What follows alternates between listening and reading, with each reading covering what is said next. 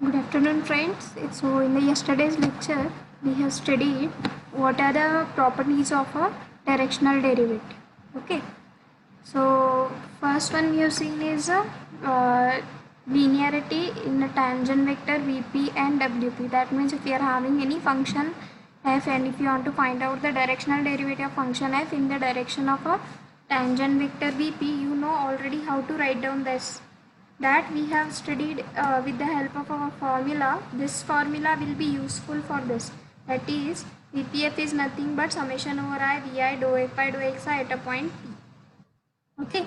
Now let us use this formula to find out properties of our directional derivative. Okay. So let us go for this. The first property that you are going to see is linearity with respect to a tangent vector. That means now we have, suppose we have two tangent vector Vp and Wp, and if you want to find out the directional derivative of a function f in the direction of these tangent vector. Now before going to this, one may have a question whether this will be again a tangent vector, because we have studied our formula, this VPF, that is directional derivative function f in the direction of a tangent vector Vp is nothing but summation over I Vi dou fi dou xi, right? Because here this Vp is nothing but a tangent vector, but if we want to find out whether this will be a tangent vector, because I have told you already that with respect to two operations, that is vector addition and scalar multiplication, this whole tangent space will work as a vector space. The space itself suggests as it will satisfy all the properties of our vector space. Okay. So this AVP plus BWP is again a one tangent vector. Why this is so? Because our collection of all the tangent vector at point P will form a tangent space that we are going to denote it as a TP of E3. What is a TP of E3? At every point P, we can find out a collection of all tangent vector once at P. That is, P will be a point of application which is common to all the tangent vector, and they will have a different vector part, and this collection will form a vector space. Hence we can say that this AVP plus BWP will be a tangent vector, because here point of application P is a same. Okay, so what is our aim to show? It is equal to AVP F plus BVP WPF, that is, it is nothing but directional derivative of a function f in the direction of a tangent vector Vp, directional derivative of function f in the direction of a tangent vector Wp, and a and b are nothing but the scalars. Now what is provided to us? V and W are the vectors provided to us. Now what is our aim to find out AVP plus BWP? That is nothing but AV1 plus BW1, AV2 plus BW2, and the next is AV3 plus BW3. Okay, now we have to use this formula in such a way that we can find out the result. Okay, now if you want to use this formula, I have to write down in the very similar way of this formula. What is this Vi here? This Vi are nothing but the coordinates of this Vp. Now here also I have to write down those things so that these are the coordinates of this AVP plus BWP, a new tangent vector. But it is again in the same space. Okay. So what will be the coordinates? This will be AV1 plus BW1, AV2 plus BW2, and the third one is AV3 plus BW3. So this I can write in the form of summation over I AVI plus BWI. And the next is as it is dou f by dou xi. Okay. Now A is a scalar and independent of summation I can take outside. So what I remains inside, summation over I Vi dou f by dou xi. In the very similar way we can have summation over I Wi dou f by dou xi. Now if you see our formula, what is the value for this term? Summation over I Vi dou f by dou xi. This is nothing but your directional derivative of function f in the direction of a tangent vector Vp. So value of this term we have written it is as VPF, that is directional derivative function f in the direction of a tangent vector Vp. Similarly, we can write down for B is a scalar outside. What should be the value of this term? Now instead of having Vi here as a coefficient, we have another one that is nothing but Wi. If it is a Wi, we have to just replace the tangent vector Vp by a Wp. Okay. So in this way we get directional derivative of function f is linear with respect to a tangent vector Vp and Wp. Why this is so? Because P is a point of application common for both the tangent vector. Hence, the combination of this will be again one tangent vector in the same space. Okay. So let us have the next one. That is, we can do this by using our usual method, that is summation over I Vi dou by dou xi of af plus bg, and then you can separate this so that we can do this. Okay, let us go for the next one. What is the next thing? If f and g are the any two real valued function, and we have to show that a directional derivative is linear with respect to a function f and g. Now here tangent vector Vp is a only one, but here instead of having one function we have the two function and the linear combination of these two functions. What are those? A and B. These A and B are nothing but the scalars, and f and g are real valued function. And you know that already a linear combination of real valued functions is again going to be one real valued function with A and B as a scalar. Now what I have to do, just we have to use this formula. What is our formula given to us? Directional derivative of function f in the direction of a tangent vector Vp is nothing but summation over I Vi dou f by dou xi. Now instead of having a single function f, we have af plus bg. So let me write down what is our aim to prove. Directional derivative of function af plus bg is, now we can write it as avpf plus bvpg. Okay, so let us evaluate this. Again we can use the formula summation over I Vi. What are Vi? Vi's are nothing but the coordinates of this tangent vector Vp. Okay, now this dou by dou xi is also as it is. Now instead of having a one function f, we have to write down here this function af plus bg. Okay, after writing this, just put a outside of a summation, and what we remain summation over I Vi dou f by dou xi and v times summation over I Vi dou g by dou xi. Okay, so after writing this, what I get, the value of this term summation over I Vi dou f by dou xi is nothing but directional derivative of function f in the direction of a tangent vector Vp. Similarly, what should be this summation over I Vi dou f, instead of dou f it is dou g by dou xi. So what should be the value of this? This will be a directional derivative of function g in the direction of a tangent vector Vp. So combinedly we get the result that our directional derivative is linear with respect to a functions f and g, where a and b are nothing but the scalars. Now let us go for the third one, that is our Leibniz rule for the differentiation. What is the Leibniz rule for the differentiation is nothing but if you are having a product of a function, then how you are going to evaluate the derivative? You know already how to evaluate the derivative of a product of function.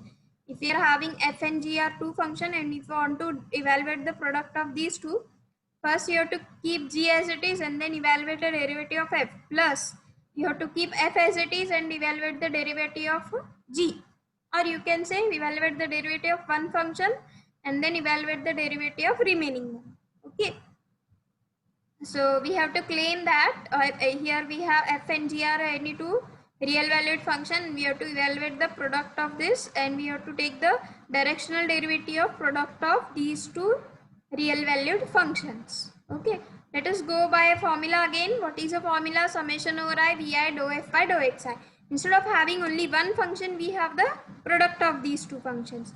Now we are going to evaluate at a point P. Why this is important to evaluate at a point P? Because the whole discussion is depending upon a tangent vector Vp, where P is a point of application, and later on we can generalize the concept that as P is an arbitrary point, we can generalize the concept. Okay, then summation over I Vi dou f by dou xi, first evaluating the derivative of first function, or you can evaluate the derivative of g and keep the another function as it is. Okay, this you already know how to evaluate the partial derivative product of these two functions. Here we are evaluating the partial derivative of product of these two functions, and after evaluating this, what I get, this value of a function g at a point P will be simply one scalar, because f is a real valued function evaluated at a point P. What is a point P? It is a point P which is given to us, that is we can evaluate the value of function in at a point P. This will be one scalar. So just keeping g of p will be one scalar. Why this is a scalar? Because this is a real valued function evaluated at a point P. Suppose we have a function x, or suppose we have a function x square. And if suppose I am evaluating the function x square at a point 1, 2, 3.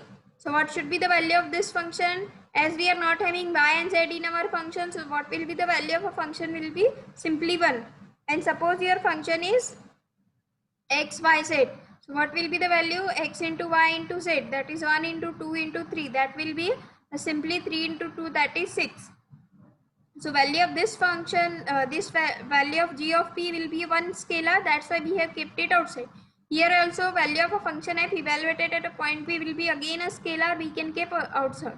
So finally we will get what is the value of this will be directional derivative of function f in the direction of a tangent vector vp. Here also directional derivative function g in the direction of a tangent vector vp.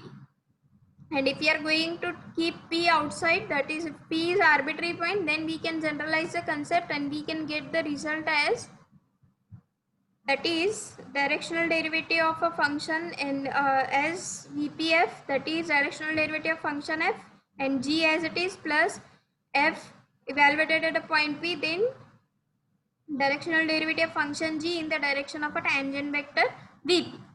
Okay, this part we have covered. Now let us go for the next part.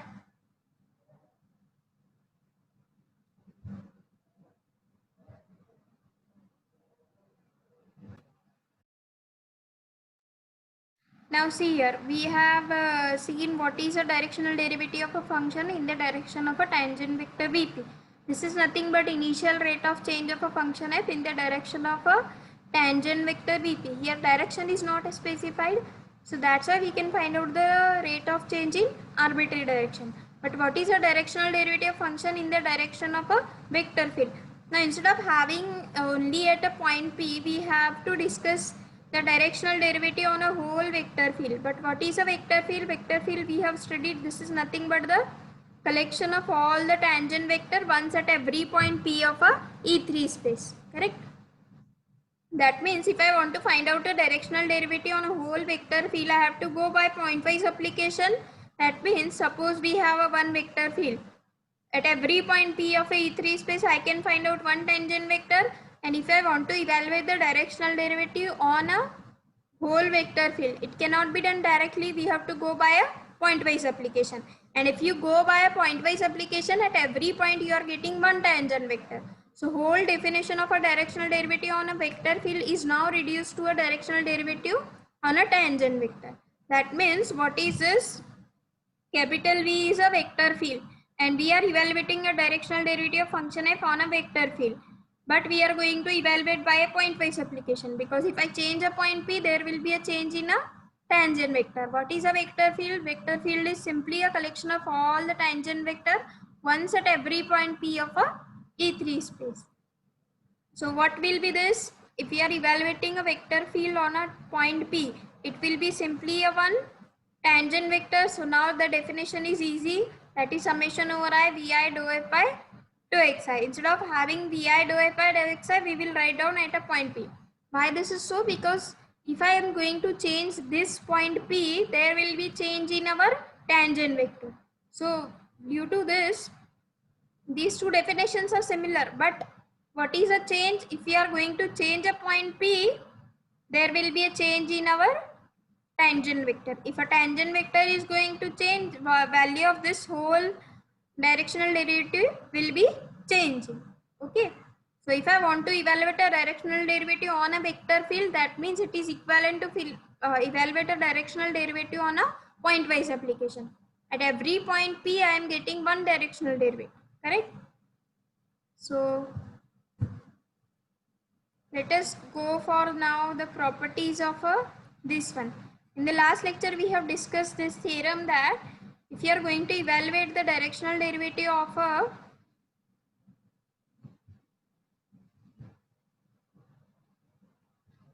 that is u1, u2, u3, already you are knowing what is u1, u2, u3 are nothing but the vector field, but they are going to have a one specific direction. What is a specific direction? u1, u2, u3 will be in the direction of x, y and z axis.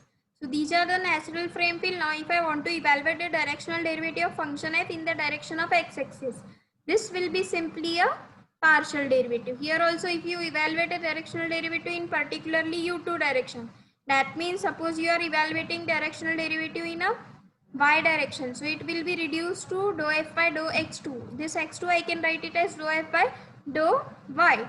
That means the directional derivative is now reduced to do a partial derivative. Why this is so? Because if you concentrate on the thing, what is a directional derivative, we have written one formula. What is a formula for directional derivative that we have derived? So you know this formula, VPF is nothing but summation over I Vi dou f by dou xi. What are those dou f by dou xi? These are nothing but the partial derivative.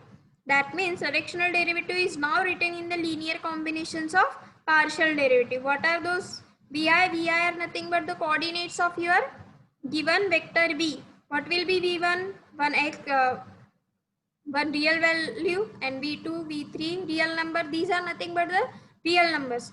So that's why we can say that this directional derivative is now written in the linear combinations of partial derivative. Hence, now if I say I have to evaluate a directional derivative with respect to a vector field. So if I want to evaluate with respect to a vector field, as u1 is also one vector field, why this is a vector field? Because point of applications are different, but the vector part is same. What is a vector part for u1? It is x coordinate, x axis. That is, all the vectors are going in the x direction. What is a u2? All the vectors are going in the y direction. u3 means all the vectors are going in the z direction. Okay, so if I want to evaluate a directional derivative of whole vector field V, capital V will denote a vector field and small vp will denote a tangent vector, and V of P means what? Whole vector field is now going to have a going to apply on a point-wise application. That means we cannot find out the directional derivative on whole vector field directly. So we have to go point-wise application. That means V of P means what? We have gone to a single point P, and after going to a single point P, we will get V of P, that is a one tangent vector at that point. And after getting a one tangent vector at that point, we will be having a definition very similar to our directional derivative on a tangent vector. Hence, now we can have directional derivative of function f in the direction of a vector field u1. Okay, so first we'll write down what are the coordinates of u1. What are the coordinates of u1? These are nothing but 1, 0, 0. So what is the value of v1 is 1, v2 0, v3 is again 0. So if I want to evaluate by point-wise application, so this I have to write down it as summation over I Vi dou f by dou xi. But we know that v2 and v3 are 0. So next, what we will get only the first term, that is 1 into dou f by dou x1, and the next two terms are 0. So finally what I get is simply dou f by dou x1 at a point P. But this I can write it as dou f by dou x. Similarly, you can evaluate for u2 and u3, that is what will be the directional derivative of function in the direction of y-axis will be reduced to our partial derivative. Why this is so? Because we are going to specify the direction. What is the meaning of a directional derivative? We are having any arbitrary direction. If suppose instead of going in arbitrary direction, if we have reduced to a one particular direction, what are those particular direction? Either x, y or z axis. So we already know how to find out a derivative in a particular x, y or z direction. So this will be reduced to a partial derivative. Okay. So let us now evaluate the properties of a directional derivative on whole vector field. Okay. So let us see here what is the difference between the properties. So here we can see AVP plus VWP. This is AVP plus VWP, and directional derivative of function f is written like this. Okay, for tangent vector. But here if I want to evaluate on a vector field, instead of having a scalar a and b, we have a functions f and g. Instead of having a tangent vector v and w, we have a vector fields v and w. And instead of having some function f, we have some another function, say h. What are f, g, h? These are real valued function. What are v and w? These are the vector field. Okay. Now if you see here, what are vp and wp? These are the tangent vectors at a point p, but they have a different direction. What are a and b? These are the scalars. F is a real valued function. Instead of dealing with the scalar, why we are dealing with the functions f and g? Because here f, if I am going to evaluate by pointwise application, again I will get a one scalar. Okay, so if we are evaluating with respect to vector field, this should be our real valued function. And if you are going to evaluate on a tangent vector, that means with respect to a tangent vector, here we have a scalars. Okay, so now let us go for the first one. Again, if I want to evaluate by with respect to whole vector field, I have to go by a pointwise application. Okay, now whether this fv plus gw is also one vector field. Why this is so? Because if v and w are the vector field, then linear combination should also be a vector field. Why this is so? Again, by using that concept, that means those vector additions and scalar multiplication which we have applied to a tangent vector, that we can extend for a vector field. And that you have to do, I will ask you this question in our live lecture, that how fv plus gw is also one vector field. Okay, because I have given you a reason why avp plus bwp is again a one tangent vector in the same vector space. Now you have to tell me the reason that fv plus gw will be a vector field or not. And if it is a vector field, then only we will do this calculations. No? So let us evaluate directly. So what will be this? We have to evaluate by pointwise application. Hence we are evaluating at a point P. So if I want to evaluate this whole directional derivative on a vector field fv plus gw, I have to go by pointwise application.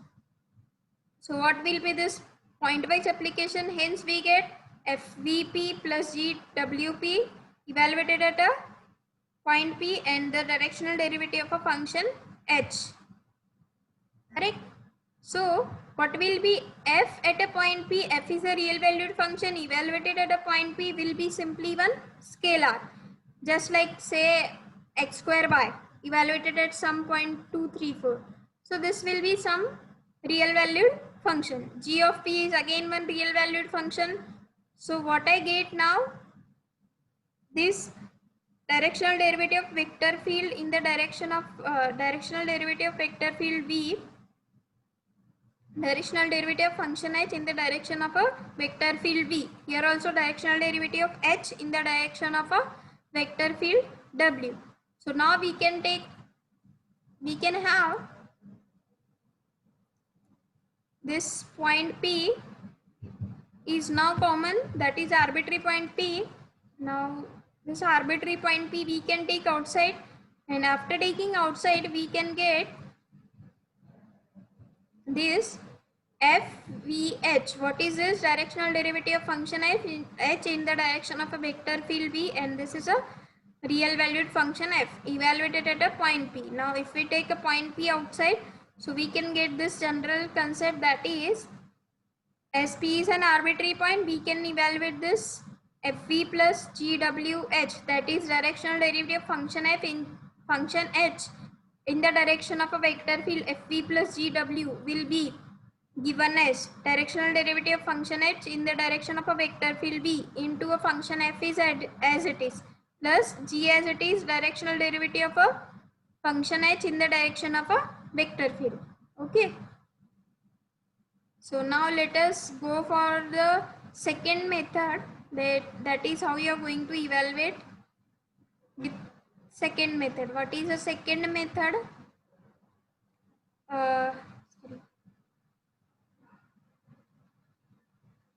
Let us go for the next one, that is VAF plus VG. Here also we have done this, but with respect to a tangent vector VP, we have evaluated the addition of these two functions. AF plus BG is one function. We have to evaluate directional derivative of this function with respect to a tangent vector VP. Okay, but instead of having a tangent vector VP, in the second one we have this vector field capital V. Okay, so how we are going to evaluate this? Again, we have to evaluate by point-wise application. Why this is so? Because we are evaluating a directional derivative on a vector field. So to evaluate on a vector field, that means we have to go by a point-wise application. So what will be V of P? This will be one tangent vector at a point P of a E3 space. And hence now we can take scalar A outside. What V remains? V of P, that is nothing but our directional derivative of a function f in the direction of a vector field V. Now if P is arbitrary, we can take outside and then we can get the result. Okay, so this we can do by some another method, that is by using our formula, that is summation over I Vi dou f by dou xi. Instead of having dou f, we have one function af plus bg. Okay, now let us go for the Leibniz rule for vector field. Now this Leibniz rule for vector field, you can see here we have to just apply a pointwise application. Don't think that we are just firstly we are operating point P and then we are putting point P outside. This is not like that. Here you can see what is this V of P, that is vector field V is now evaluated at a point P. So this will be now reduced to this property that we have seen earlier, that is directional derivative of product of these two functions with respect to a tangent vector. Okay, there is difference between a tangent vector and a vector field. Vector field is a collection of all the tangent vector, and tangent vector is nothing but simply one tangent vector with say point of application P and a vector part V. So finally we will get this, as P is arbitrary, again we can take outside and we will get the result. Or in another way you can apply this formula summation over I Vi. Now what will be this V of P? Again a one tangent vector, so you can apply that formula summation over I Vi dou f by dou xi. Instead of f we have a product of function and then we can get the result. Okay, and these are the some of the examples that how to work this, and this I will take you in the next lecture. Up to now you have to think what will be FV plus GW, why it will be a vector field. Okay, or if you are having any type of doubt, you can ask in the next live lecture. These examples I will solve in the next lecture, next live lecture, and there we are going to study this. Okay, so thank you.